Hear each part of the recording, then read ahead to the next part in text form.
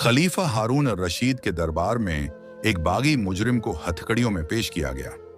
ये शख्स बहुत खतरनाक था और खलीफा हारून अर रशीद उसकी सजाए मौत का फैसला कर चुके थे।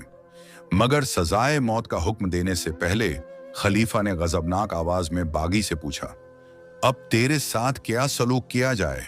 बागी ने बेखौफ होकर कहा, वही सलूक करें जो कल क़यामत के दिन अल्लाह आपके साथ करेगा। यह जमला सुनकर खलीफा का गुस्सा फौरन खत्म हो गया। उसके चेहरे पर एक गहरी खामोशी छा गई। वो कुछ लम्हों तक खामोश रहा और फिर सिर झुकाकर थकी हुई आवाज में बोला, उसे आजाद कर दिया जाए। खलीफा का हुक्म सुनते ही सिपाहियों ने उस शख्स की हथकड़ियां खोल दी और उसको आजाद कर दिया। वो बागी दरबार से चला गया, मगर उसके जाने के बाद दरबारियों में से एक शख्स ने डरते हुए खलीफा से पूछा, आए अमीर उल मोमिनीन, आपने ये किया? ये एक बागी मुजरिम है जिसने इतने जराइम किए हैं।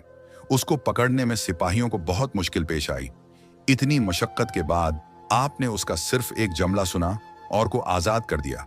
दूसरी बात ये कि उसे आजाद करने से उसको और इस जैसे दूसरे मुजरिमों को और हौसला मिलेगा और वो पहले से ज्यादा जुर्म करेंगे।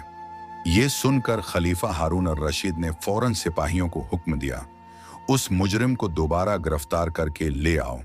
सिपाहियों ने उस बागी को दोबारा गिरफ्तार किया और हथकड़ियों में जकड़कर खलीफा के सामने पेश कर दिया। उसने दरबार में आते ही एक और बड़ा जमला कह दिया, हुजूर, मेरे बारे में दूसरों की राय पर कान मत धरिए। अगर अल्लाह आपके मुतालिक दूसरों की राय सुनते तो आप एक लम्हे के लिए भी खलीफा नहीं रहते। यह जमला सुनकर खलीफा हारून और रशीद की आंखों में आंसू आ गए। उसने सिर झुका लिया और कुछ देर तक खामोश रहा।